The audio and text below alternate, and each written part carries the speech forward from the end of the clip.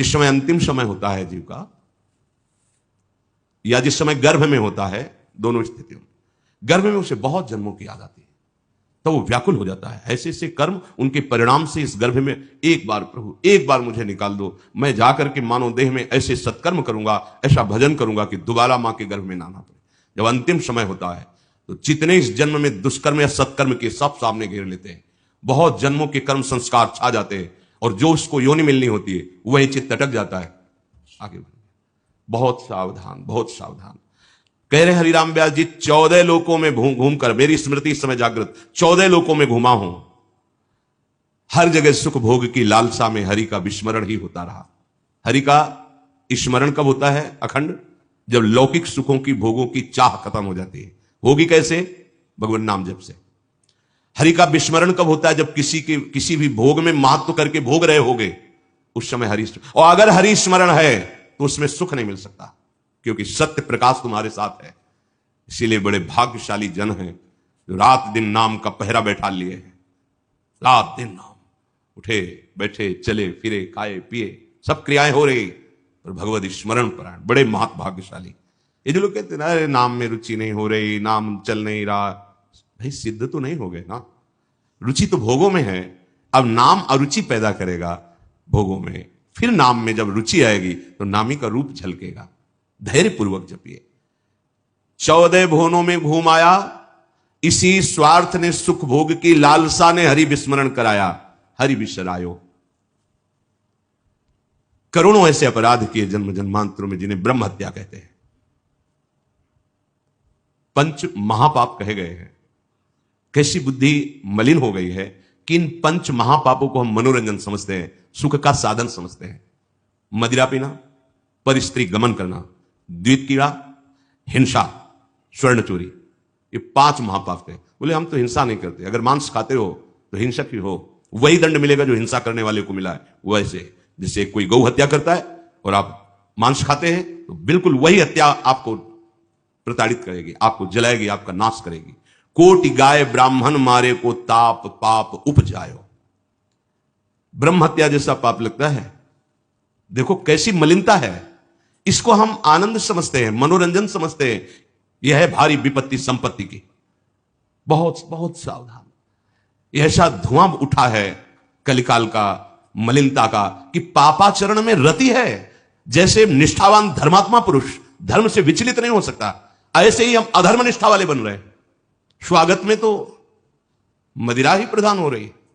कैसा कैसा बुद्धि काम नहीं कर रही। कैसे मंगल होगा, कैसे सुख होगा, जिसे शास्त्र के रचयिता भगवान स्वयं श्री कृष्ण द्वैपायन व्यास देव जी वो कह रहे हैं। ये पंच महापाप है, ये ब्रह्म हत्या के समान है। कैसा कैसा मनोरंजन। मित्र मिले, क्या स्वागत में मदिरा रखी जाए। और बहुत भाई धनी है, ऐश्वर्यवान, तो मांस भक्षण और व्यभिचार, मनोरंजन के लिए द्वित कीड़ा, दूसरों का धन अपहरण करना, हिंसा करना स्वभाव। क्या हो रहा है? बोले पाप ताप उपजायो, भारी ताप। कल जो है किसी को पूरी चमड़ी सड़ रही है, पूरी चमड़ी चिल्ला रहे, पूरी चमड़ी उधेल रही, खून रक्त ऐसे मक्खियां भिन भिना रही। क्या हुआ? कर्म बिगड़ गया, मानव देह मिली, जीना मुश्किल है, प्रतिपल आह। अब जब तक जिए तब तक वो चीखता रहेगा। अर्थ नहीं है औषधि के लिए, कोई पास नहीं जा रहा है। कैसे आप समझो, जब कर्म अपना दंड देना प्रारंभ करेगा तो कोई तुम्हारी रक्षा नहीं कर पाएगा। बात समझो। हरिराम व्यास जी कह रहे हैं, कोटि गाय ब्राह्मण मारे को ताप पाप उपजायो। आप देश विदेश घूम रहे हैं, आप मांस भक्षण कर रहे हैं, क्या आपको यह जानकारी है कि विधर्मियों ने तलवार की नोक पर उसको पवाने की चेष्टा करते थे तो गर्दन कटवा लेते थे जन, पर उसको कभी जवान पे नहीं रखा, ऐसे चीर दिए गए, स्वीकार कर लिया, पर उन्होंने उसको आज तुम पैसे देके खाते हो। तुम जानकारी करते हो कि जो तुम देश विदेश ऐसे घूम रहे हो, गर्दन उतरवाना स्वीकार कर लिया पर चखा नहीं। आज तुम्हारी बुद्धि इतनी भ्रष्ट है कि तुम पैसा देकर उसे खाते हो और अपने को मनुष्य कहते हो, अपने को जो भी नाम दो कि हम ये सनातनी, हम ये धर्म में चलने वाले। आप क्या? सनातन भगवान का नाम है, भगवान का नाम सनातन है। तुम भगवान के हो तो भगवान की आज्ञा का पालन करो। तुम्हारे लिए जो बना हुआ आहार है उसे आप पाओ, धर्म पूर्वक चलो। महापाप हम हर्षित होकर करते हैं, बातें बड़ी बड़ी ज्ञान वैराग्य बड़ी उन्नति की बातें करते हैं, और हमारे आचरण कैसे होते हैं। सुधार करो भाई, सुधार कर लो। अगर आपको ये मानव देह मिला है तो संभाल कर लो, नहीं कितनी योनियों में भटकना पड़ेगा अभी पता नहीं। अज्ञान के कारण लगता है देख लेंगे, कुछ नहीं, सावधान हो जाओ। यदि आप जिस पशु का मांस खाते हैं उसी पशु की हत्या का आपको पूर्ण दंड मिलेगा। यानी मैं खरीद लाता हूं, मैं कोई हत्या तो नहीं करता, लेकिन आप पार है ना, वही पाप आपको लगेगा, वही। कर्ता प्रेरक अनुमोदन। आगे कह रहे हैं, कबहू स्वपचु शरीर धर्यो में, चोरी बल उदर बढ़ायो, कबहू कविद्यावाद स्वाद लगी, ब्राह्मण हुए पुजवायो, हरि बिनु छीन ना कहूं सुख पायो। कभी नीच प्रवृत्ति धारण करके, नीच योनि में जन्म लेकर के नाना प्रकार की चोरी कपट छल, बस कैसे पेट भरे। कभी बहुत विद्वान होकर के विद्या के अभिमान में तर्क विवाद करते, प्रकांड पंडित थे ये, जहां भी जाते थे विजयश्री विद्वता से प्राप्त करते थे। तर्क जिभ्या में ऐसी प्रवीणता थी, कोई इनके सामने टिकता नहीं था। तो वहां फिर नमस्कार पूजा सम्मान वाहवाही। कबहू कविद्यावाद स्वाद लगी, ब्राह्मण हुए पुजवायो। जब कोई प्रणाम करता है, नमस्कार करता है, प्रशंसा करता है, अच्छा लगता है। वो अच्छा लगना देह भाव को पुष्ट करके भगवत विस्मृति के गर्त में गिरा देगा। कबहू करंक निशंक भयो, घर घर फिर जूठो खायो, कबहू का सिंहासन पर बैठो, छत्र चौर ढरवायो। कभी तो इतनी गरीबी देखी है, कभी किसी योनि में ये देखा कि राजा बन गया, छत्र चौर बड़ा वैभव, लेकिन उधर गरीबी में भूख से व्याकुल होकर भगवत स्मृति रहित जीवन गया। कभी इतना वैभव कि उसके अभिमान में प्रभु को भूलकर भटकता रहा। ये ऐसी माया है कि जो जहां है उसी में आसक्त है। महाभारत में प्रसंग आता है, भगवान व्यास देव जी जा रहे थे तो एक नाली का कीड़ा निकलकर बड़ी तीव्र गति से मार्ग को लांघ रहा था। वह भाई इतनी रफ्तार से आप जा रहे हो, क्यों, क्या पीड़ा है तुम्हें? बोले उस साइड की नाली में मुझे जाना है और भयभीत हूं। क्यों भयभीत? तुम्हें गाड़ी की आवाज नहीं सुनाई दे रही? बैलगाड़ी आ रही, वो हमारे ऊपर चढ़ेगी तो मैं मर जाऊंगा। भगवान व्यास देव जी सर्व भाषाओं का ज्ञान रखने वाले, उन्होंने कहा तुम्हें इस कीड़े शरीर से इतना प्यार है? अरे ये शरीर नष्ट होगा तो दूसरा शरीर मिल जाएगा। बोले आपको जो व्यास शरीर प्रिय है ना, ये उतना ही हमें ये कीड़े का शरीर प्रिय है। भगवान व्यास देव जी ने कहा बड़ी भगवान की विचित्र माया है, अब हम तुम्हारा परम कल्याण करेंगे। तुम एक बार मेरे कहने से रुक जाओ, अभी शरीर छूटेगा और तुम सुख को प्राप्त होगे, तुम्हें दुख नहीं मिलेगा शरीर छूटने के समय।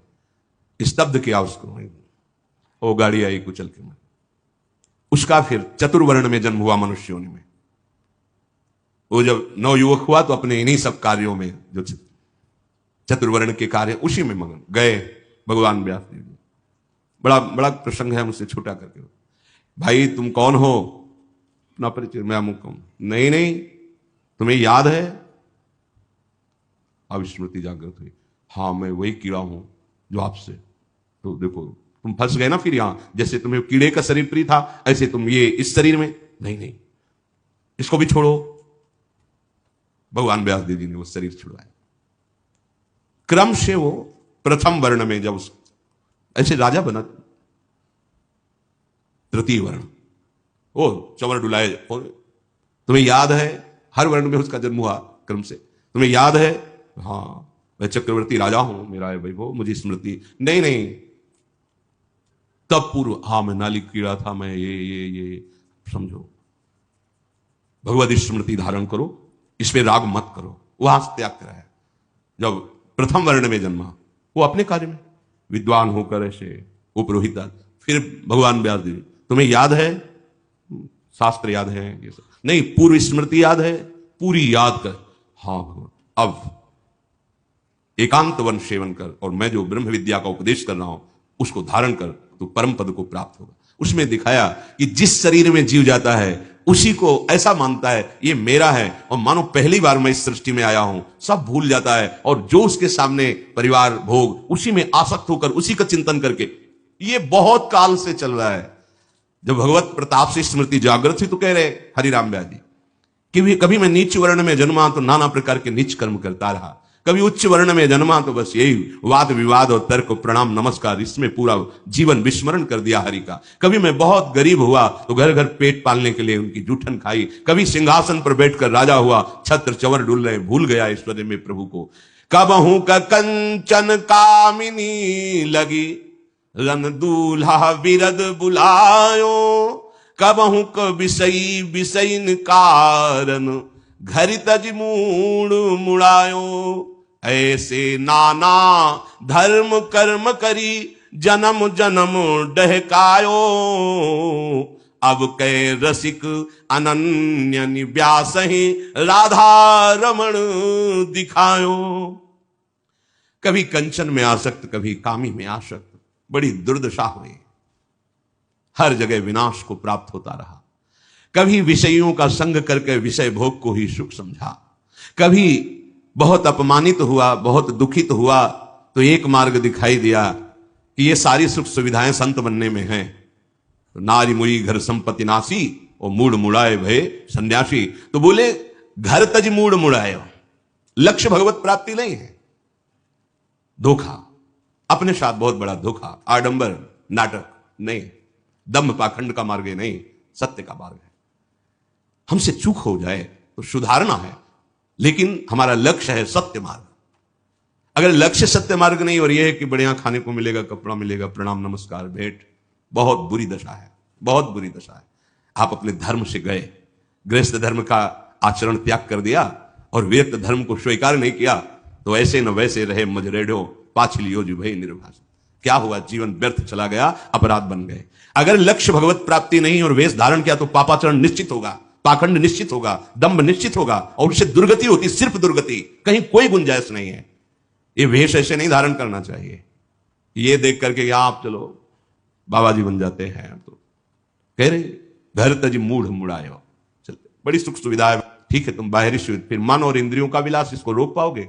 इसको सत्य वस्तु के आश्रय से रोका जाता है, सत्य चिंतन से रोका जाता है। भोग विलासिता पर लक्ष्य करके निकलोगे तो नष्ट हो जाओगे। ये मार्ग ऐसा नहीं है, खिलवाड़ नहीं है कि मेहनत नहीं करनी पड़ेगी। पेट भरने के लिए लोग 8 घंटा मेहनत करते हैं, चंद रुपए मिलते हैं, परिवार का पोषण करते हैं, अगर नाम जप करते हैं तो उनको वही गति मिलेगी जो एक योगी को प्राप्त होती है, जो एक भगवत मार्ग के पथिक को प्राप्त होती है।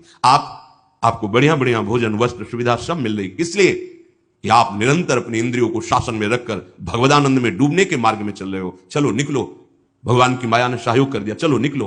तुम्हें अब चिंता ना खान पान की करनी, ना वस्त्र की करनी, ना व्यवहार की करनी, निकलो भगवत चिंतन करके। ये मार्ग है। अगर इसको आप प्रयोग में लेना चाहते हैं, इस वेश को अपनी वासनाओं के प्रयोग में, तो निश्चित जिस दिन विधान लागू होगा तुम्हारे कर्मों का तो भारी दंड मिलेगा, इसलिए सावधान। हरिराम व्यास जी कह रहे हैं ऐसा भी किया, पर ऐसे नाना धर्म कर्म का करके जन्म जन्म भटकता रहा, लेकिन बात नहीं बनी। ये सब ठगे गए। हम ये जान ही नहीं पाए कि हमारा अंशी प्रभु श्री हरि है और उसका स्मरण करने से ही सब बात बनती है। अब इस जन्म में कृपा हुई, हरिराम व्यास जी कह रहे क्या? अब कह रसिक अनन्य ही व्यास ही राधा रमण दिखायो। अब की कृपा हो गई और रसिक अनन्यों का संग मिल गया, जिससे राधा रमण जी का साक्षात्कार हुआ। राधा रमण, श्री प्रिया प्रीतम, श्री लाडली लाल। भगवान का नाम सर्व विजयी। अब तो कुछ समझ में नहीं आता, बस एक बात समझ में आती है, ए भाई नाम जप लो जैसे बने। हृदय से कह रहा हूं, हृदय से साफ सुधर जाएगी, साफ क्षमा हो जाएगा, परम पावन हो जाओगे। जितनी तुम्हारी इंद्रियों ने तुम्हें फंसाया है, इनको वैसे ही जलाकर पवित्र कर देगा ये नाम। बस आप इंद्रियों में तदात्म मत होइए कि बहुत जलन हो रही, बहुत ये उनको हो रही जिन दुष्ट इंद्रियों ने मुझे बार बार अनेक जन्म से भटकाते हुए हरि से विमुख किया है। अब उनको दंड मिल रहा है। और होता क्या है, अज्ञान के कारण हम उनमें तदात्म हो जाते हैं और कहते बहुत जलन हो रही, तो हम फिर मनोरंजन में लग जाते हैं, प्रभु का नाम छोड़ देते हैं, प्रभु के मार्ग को छोड़ देते हैं। श्री पाद प्रबोधानंद जी महाराज कह रहे, श्री कृष्णे तस्य नाम स्वत तदनुचरे नाग सामस्ति मेनतः। हे श्री कृष्ण, आपका नाम महान महिमा में परम सुख प्रदान करने वाला है, पर मैं उसको भी नहीं जप पा रहा हूं। देखो, जैसे तुम बंधन में पड़े हो दुश्मनों की, तो वो शांत हैं लगभग, और जहां देखा ये बंधन छुड़ाने की चेष्टा, टूट पड़ेंगे ऊपर। ऐसे ही जहां तुम इस भव समुद्र से निकलने की चेष्टा करते हो, एकदम हर दोष प्रकट हो जाता है। दूसरों पर दोष दृष्टि करना, निंदा करना, नाना प्रकार की कामनाओं की भीड़ लग जाना, वो उपासक तभी निकल सकता है जब किसी भगवत प्रेमी महात्मा का सानिध्य हो। क्योंकि इन सब प्रपंचों को दबाने के लिए सत्संग बहुत बड़ी सामर्थ्य है। रोज नया उत्साह, रोज नया बल, रोज नई उमंग जागृत करता है। तभी बिनु सत्संग न पावई प्राणी, बिना सत्संग के पर यही सर आवत अति कठिनाई, राम कृपा बिनु आई न जाई। देखो, जहां जहां भी सत्संग के शब्द मिल रहे हैं जिन जिन को, वो बड़े भाग्यशाली हैं। बस हमको संभालना है। ये भ्रमात्मक भ्रम पैदा करके जो क्रियाएं करवा रही माया कि इसमें सुख है, इसमें सुख है, भगवत प्रसाद का आश्रय लो, इस भ्रम को मिटाओ, कहीं सुख नहीं है। ये अधर्माचरण और गंदा करता चला जाएगा हृदय को। ये नाम अमृत है, नाम अमृत है, हरि नाम अमृत है, राधा नाम अमृत है, सुधारसम है। मान लीजिए, मान लीजिए, कहीं सुख नहीं है। समय बर्बाद हो रहा है। 50-50 वर्ष की आयु हो गई, 60-60 वर्ष की आयु हो गई, वही चिंतन भोगुम। कितने जन्म हो गए यही चिंतन करते हुए, है नहीं मिला। दुख तो दुख है ही, यहां का सुख जो भास रहा है वो भी दुख है। जिसे तुम सुख समझते हो, ये सुख नहीं, सुख की छाया है, समझ पड़ती नहीं, ये गिरधर की माया है। जिसे तुम सुख समझते हो ये सुख है। जैसे अपनी वृत्तियां कहां जा रही? शरीर में सुख, शरीर संबंधियों में सुख, शरीर भोगों में सुख, धन में सुख, मान में सुख। मान में सुख है, प्रतिष्ठा में सुख है। कैसे जानोगे कि तुम प्रतिष्ठा में महान दुख है? घोर बंधन है, एक यंत्रणा है। अगर इसकी चाहत है तो एक यंत्र, जैसे नरक यंत्रणा, ऐसे एक यंत्रणा है, एक दुख है, आपकी स्वतंत्रता का नाश। स्वच्छंद रूप से आप नहीं, ये आप इसको सुख समझते। अगर इसकी चाह है तो घोर दुखद बात है। एकमात्र भगवदानंद में ये बहिर्मुख करने वाली वृत्ति, मान प्रतिष्ठा का सुख, ये भयानक दुख है। समझ में नहीं। सम्मानम कल्याति घोर गरलम, समझ में नहीं आ रहा। प्रतिष्ठा सुकरी विष्ठा, गौरवम घोर रौरवम, ये उन महापुरुषों के वचन है जो उस आनंद का अनुभव। हम कह रहे यहां का दुख तो दुख है ही, यहां जो तुम सुख मान रहे हो वो भी घोर दुख है। यहां की संपत्ति विपत्ति है। जिनके पास बहुत वैभव, चैन से नींद नहीं आती। अब उतनी स्थिति से नीचे वो जी नहीं सकते। ऊपर की आकांक्षा है और ऐश्वर्य बढ़े, कोई विश्वासघात न कर दे। कई तरह की चिंताएं, भय उनके हृदय में। मुझे जाना है यहां से, भगवत प्राप्ति करनी है, भगवान नाम जपना, इसकी सुध भी नहीं है, शुद्ध भी नहीं है। यहां की संपत्ति घोर विपत्ति ही है। अच्छा, कितना भी एकत्रित कर लो, जाओगे तो पास कुछ नहीं, क्या फायदा? विदेश में है, खूब बटोर लो सोना, खूब रुपया बटोर, लेकिन जब तुम अपने देश को चलोगे तो सब छीन लिया जाएगा। बोलो फायदा क्या हुआ पूरे जीवन मेहनत करने की? ठीक यहां ऐसे ही रहना नहीं, देश बिराना है, संतों ने कहा है। जाना है, यहां से जाना है। ये संपत्ति भी विपत्ति है। कैसे विपत्ति है?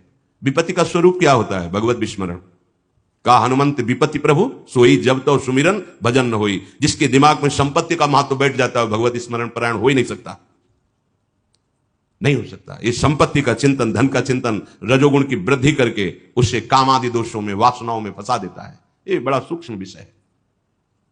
यहां का दुख तो दुख है ही, यहां का सुख भी दुख है। यहां की संपत्ति विपत्ति है। जितनी भी भोग सामग्रियां हैं, ये सब सत्य वस्तु से विचलित कर देने वाली हैं। स्वर्ग नर्क सब घूम करके आया हूं, हरिराम व्यास जी कह रहे, ये सब देखा है। ये कब अनुभव होता है? जब भगवदानंद की स्थिति होती है ना, पूरा जन्म जन्मांतरों का अनुभव होता है। पिछले जन्म में क्या थे, क्या क्या कर्म हुए, क्या कैसा, सब वो दृष्टा सब कुछ देख लेता है। तभी घोर वैराग्य, दृढ़ स्थिति, प्रभाव नहीं नहीं नहीं, बहुत कृपा से ऐसी ऊंचाई पर आ गए जहां इन द्वंद्वों का प्रवेश नहीं, तो आप फिसलना नहीं, नहीं अब चूक नहीं, हर समय सावधान, सेवा सुमिरन सावधान, हर समय सावधान। एक सेकंड के लिए भी किसी इंद्रिय को छूट नहीं, धोखा पैदा कर देगी, भ्रम पैदा कर देगी, फिर पश्चाताप होगा।